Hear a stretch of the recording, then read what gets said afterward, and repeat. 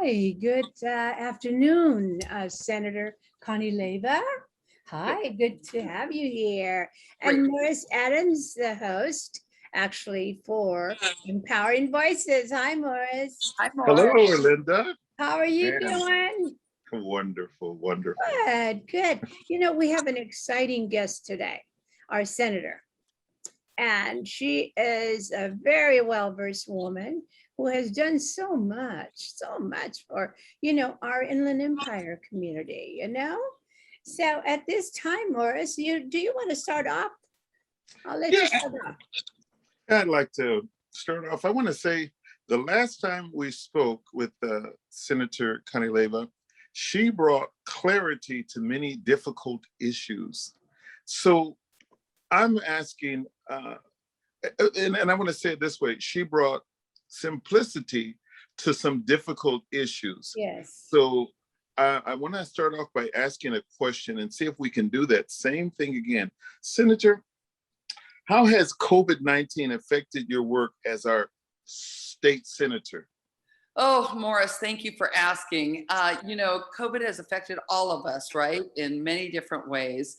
I think for me personally, and as a state senator, I learned how to do Zoom. I had never taken any meetings remotely.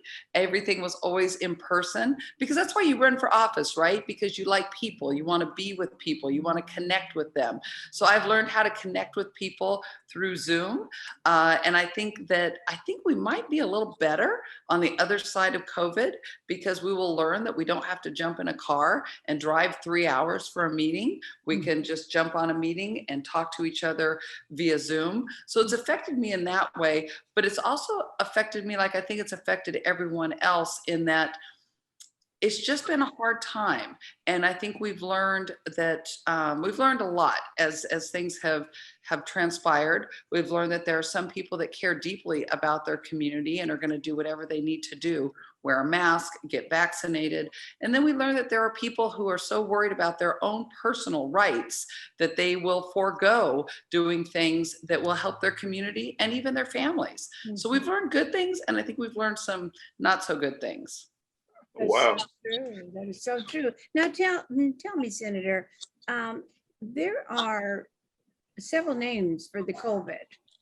Isn't there a Delta variant? And I heard of another one. Is it Lambamba or Lambada or something? I have not heard that one. Well, I don't know if it's La Bamba, but there are several names for COVID-19. Could you explain a little bit about what that is? Absolutely. Delta variant, yeah. So originally, we found out that there was a COVID virus and a COVID strand, COVID-19. And what many people may not realize is the 19 is the year that it was discovered. So COVID-19 was discovered in the fall of 2019. So that's why it is COVID-19. COVID, different forms of COVID have been around for many years. What has happened is the COVID, the disease has mutated, it does happen. And now we have a new variant of COVID-19, and it's the Delta virus. Viruses do change and grow and mutate. That is normal. We may not like it, but it's normal. And so now we have this new Delta variant, and it is stronger, and it is more worrisome than the COVID-19 virus. But the good news is if you get vaccinated, you will not get very ill and die, most likely, from the Delta variant. The people who have to be the most worried about the Delta variant are people who are unvaccinated because they literally have no protection whatsoever. I couldn't wait to get vaccinated. And when they tell me it's my turn for a booster shot, I will get a booster shot. I do not want to be on a ventilator, and I do not want to die. Right. And that was my reason for getting in line. Stay away from that ventilator. I see how it function. I see how the patients respond. Is it something that the children should also take? So, I am fully vaccinated, and they say that if you're fully vaccinated, you don't necessarily have to wear a mask. I wear my mask everywhere I go. I'm in my office by myself right now, and I do that for a couple of reasons. I don't know if I'm coming into contact with someone in the community who has an immune system that's compromised. And I also have two very young grandchildren, and I don't want to bring something home to them. They are too young to be vaccinated. We know that children 12 and older can be vaccinated. I would highly encourage parents who have children that age to get them vaccinated and protect them. I know both of my daughters are very excited when we get to a point where their children can be vaccinated, but they're very young. One is barely a year and one is almost 2 years old. So, we have to worry about our children. That's why we have to be vaccinated and then think about wearing a mask around them so we don't give them anything. They don't have the protections of a vaccine yet. Well, Morris, recently, and Senator, recently I had pneumonia. Oh, goodness. Had I not had the vaccination, Lord have mercy, it would have, it could have done something horrible to me. Yes, I'm so glad you're doing okay, Erlinda. I'm doing fine. Now I'm doing fine. And I'm so happy that I had taken, the vaccinations. Yes. The doctor did state that. I'm so glad he said you had the vaccinations. Good. And if I may real quick, I think that's something that, there are people that are hesitant. I was not hesitant. I was ready to take the vaccine. I was not afraid. But for people who maybe are afraid or worried, talk to your doctor. Talk to someone you trust about the vaccine, because the only way we're going to get on the other side of COVID and get back to a more normal way of life is to get everyone vaccinated. But if you are hesitant or you have questions, talk to a medical provider, talk to someone that you trust. Right. You just said something that's tremendous. And that's the reason why I was requesting and wanted for you to come on, is to have that conversation with us. And so others can hear this conversation. In fact, I'll say it this way. The conversation in the room affects the climate in the house. Right. The conversation in the house Very good. affects the climate in the nation. And we Very need good. I like that. we need this conversation. We do. Yes. We definitely do. Next question. Many schools are reopening, and some will be opening for in-person instructions. And the kids are having to be introduced to the school after years of a year of being in Zoom. Are the schools doing what's necessary to protect the kids, the environment, so that we can comfortably open the schools? Do you have any comment on that? Can you help us with our understanding so we can get back to some type of normality with confidence? Definitely. Thank you, Morris. That is a great question and a really important question. My children are grown and my grandchildren, as you heard me say, are young. So we don't have anyone we're putting in school. So it's incumbent upon, it's incumbent upon those of us who are in charge, who are in the legislature, to make sure we are doing absolutely everything so that parents can feel confident that we are going to take care of their children. They're going to be safe. I was with Superintendent Tony Thurman last Friday, and we met with a group of elected officials from different cities who had all of these questions. I have to say the superintendent is doing a tremendous job. I think we in the legislature have done a great job in making sure that all schools are requiring masks and that schools are requiring the plexiglass in the classrooms, recommending, I wish it was a little bit more stringent, but recommending that everyone who works at the school be vaccinated. But I think that we really can mitigate things if we take these steps. Wearing a mask. It's going to be hard to keep some of our younger kids apart from each other 6 feet because they're kids. They want to play. I even have a hard time not hugging people. So, but I think we can do it. And we are lucky that we're not in Florida, where you have a governor who is going after school districts that are asking their students to wear masks. We just have to follow the science. And to me, it's just logical. If I'm wearing a mask, when we speak, sometimes little spittles come out. We don't mean to. It's kind of embarrassing when it happens, but that's how we pass the virus on to other people. So this is a way for us to make sure we're not doing that. No one loves wearing a mask. I miss wearing lipstick, but you know what? I'm saving money on lipstick, right? But I do think we can keep our children safe. And to your other point, Morris, it's going to be a tough year because our kids have been home. I know they miss the social interaction, but they may even feel a little rusty, right, about that social interaction. So we have put money in the budget for all of our school districts for more mental health and making sure students have what they need. So I think, and the school districts I've met with are so concerned and they're so tuned into what the students need. I think we can do this. I really think we can do this, get our kids back and keep them safe. That was my next question to you, Senator.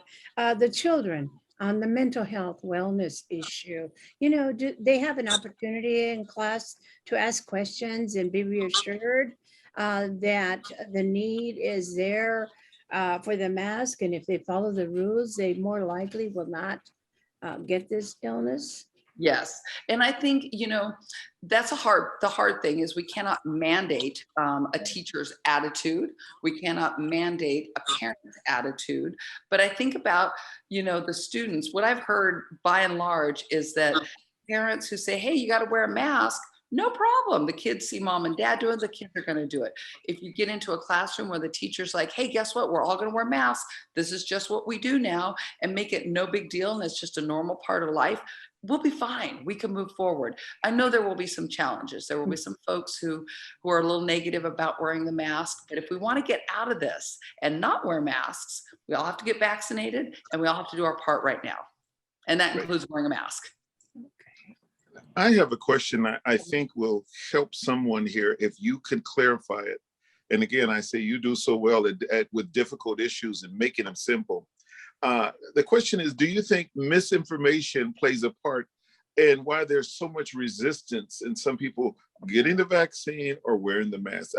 The information that's going across the airwaves or coming into the home, could you speak on that for us? Absolutely, Morris. That is such another great question. Misinformation, disinformation. This is where I think that the internet and social media hurts us because people can post anything on Facebook, right? They can post anything on Instagram. I'm not a doctor, so I'm not going to give medical advice certainly on Facebook. But the disinformation, I think, at no other time in my lifetime have I seen it do so much damage. And, I go back to talk to a trusted source, and if you read something on Facebook or on social media and it doesn't seem quite right, or you see something on a particular news channel and it just doesn't sit quite right with you, call your doctor, call a medical group, call someone who you trust. Talk to your pastor. I know so many of the pastors in our area hosted vaccine clinics, and that made people feel comfortable to get the vaccine because they trusted their pastor. But I think, to your point, Morris, the disinformation and misinformation is just really hurting us. And it's funny, I've never seen it as bad as it is right now in my lifetime. People kind of just want to believe what they want to believe, and they're letting themselves get caught up in these crazy conspiracy theories. So we have work to do. Right. It's kind of like that, Morris. It's kind of like that medication for horses, Oh my goodness gracious. hydrochloroquine or something. Yes. Yes. It was told to us that was a good product and we'd be safe, Yes. and a lot of people believe it. And, I think for me, that's where logic or common sense needs to come in. That if this is something that we use for livestock, horses and cows, I am a human being. My DNA is a little different. Yes. I should a little red light should go on in my brain saying, Connie Leyva, you should check this out. You might want to get more information. So, and I have to say, I always think and try to be very careful about what I say, because as an elected official, as a senator, people might give more weight to what I say. So people who are in positions of power need to be very careful about what they say, because they might put out information that is wrong and people will believe them. But I would say always go back to common sense. And if it doesn't seem quite right, it probably isn't. Call your doctor. Call your doctor. Exactly. That's As right. you said. Go ahead, Morris. Yeah, yeah, I like what she said as an elected official, and then you're a mother and you're a grandmother, and so you're speaking from all stratus. But right now, I want to address you as an elected official. Can you, from your position, can you give us some hope? Can you give us a conversation that gives us any indication as to how great our state is doing in working on combating this? What can you do to invigorate us? Yes. Oh, thank you, Morris. You know what? I always tell people I am the eternal optimist because I think even in dark times, we come out better on the other side. Right now, I am happy to report to you that we're just shy of 70% of all Wow. Californians have received both vaccines. That is huge. That is huge. Yes. So we should be very proud of what our governor's doing, of what each and every one of us are doing to make sure that we are talking to people about the vaccine. Sometimes the negative voices, they're a small minority, but they're very loud. But if so we can't let them get to us. So not only are we doing great with the vaccination, we have funded education at a level that we have never seen before. So getting our kids back in school, like we were talking about, they're going to have access to more programs and things that they haven't had access to. Every student in the state of California will receive a free breakfast and a free lunch. We have never had that in the state of California. And I think that's critically important because sometimes kids who receive free meals are embarrassed. And so this way it's accessible to everyone and no one can be embarrassed. And sometimes too, you might not come from a poor family, but maybe you have a family that just doesn't have their act together and they couldn't get you breakfast if there's no lunch. This way, all of our students will have a full tummy and be able to learn. So, and we see our businesses coming back. There's so much hope. We got a little more work to do to get through COVID, but there's so much to be hopeful for. And we can do this. California, we are strong, smart people. We will do this. Well, our local television stations are doing programs like this to provide information to our public. And we even have it in Spanish. We have a television program called Voz del Dia. And That's great. Carlos is doing an amazing job to reach the Hispanic population since we do have a high rate of people, Mexican people. I think that's fantastic. We are going in every angle, right, Morris? Yes, yes, yes. Absolutely, absolutely. Now, you've had a chance to speak to a lot of people in our communities. What do they worry about the most? What is their main worry? That's a great question. I think right now, during COVID, I would say that most people, we've talked a lot about children going back to school. I would say that the thing I hear the most is families being worried about their children on many levels. Going back to school, catching COVID, having spent over a year doing distance learning. Is my child behind? And what I've said to people is, don't worry, everybody's behind. Everybody has been at home distance learning. So don't worry. We all may have gotten a little behind. We're all going to catch up and excel together. So I think most families, what I'm hearing right now is a concern for their children and also for housing, making sure that, we've done a lot of things here in California to keep people from getting evicted because people have lost their job during COVID. So we talk a lot about resources because there's a lot of resources out there, but it's always a challenge to connect people with those resources. So I would say for families, staying in their home and then also worrying about their children are probably the things I hear the most about. I see. So I understand. I got a call a couple of days ago from a woman who said that she needed help with her rent, and this is one of the things that is being helped, some of the money that is helping some of these individuals.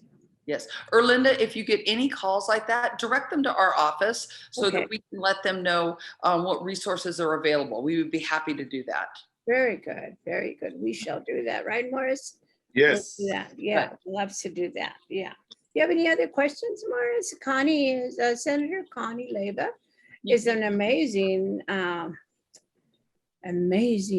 wealth of information. Oh, She yeah. always has been. I've known her for years, and Senator is amazing, and I just totally love her, you know. Oh, you guys are the best. Thank you. Thank Well, you. I will never say no to you and Morris. I will All always right. come on your show because I think you two are fabulous. And, you know, Thank you. and thank you also to your staff, and Yes. particularly Michael Townsend, who is an amazing individual. I can't do anything without my staff. I can have all the good ideas I want, but if I don't have people who buy into my vision, and I'm lucky to have Michael and everyone else on my staff. Yes, absolutely. All right, Morris. All right. All right. No, the last question I have, and that's this one, Miss Leyva, Senator Leyva, Connie, whichever you prefer. Call me Connie. Thank you. Do you have anything that you would like to say to the viewers that would empower them to embrace this, what we're doing, the success that we're trying to harness to erase this COVID from our communities? Thank you for that. I would just say to people, I've been vaccinated. My entire family's been vaccinated. We've had no side effects. Little sore arm after both injection. No Right. problem. I can live with that. But we are not going to eradicate, as you said, Morris, this disease unless we all get vaccinated. Because if I'm in a room full of unvaccinated people and I'm vaccinated, I could still carry COVID. I'm going to be okay. But if you're not vaccinated, you're going to get it. And we know that 99% of the people dying in hospitals right now are unvaccinated. So talk to a trusted source, talk to your doctor, get vaccinated, and let's get back to being able to see each other and hug each other and go out to dinner, because we are social beings and we need each other. That's right. Totally right. Oh, I want to thank her so much, Morris, for being with us today. Yes. Happy to be here. Happy to be here. Thank you guys very much. Yes, Thank go ahead, you. Morris. You can close up the program today. To everyone listening and to everyone who can hear, we just want to say thank you to Senator Leyva. Thank you to Erlinda. Thank you to everyone. We want you to be empowered. We want you to be empowered. And we're giving you our voice so you can be empowered. Thank you again. Thank you, Senator. Thank you. Thank you both. That's the great work.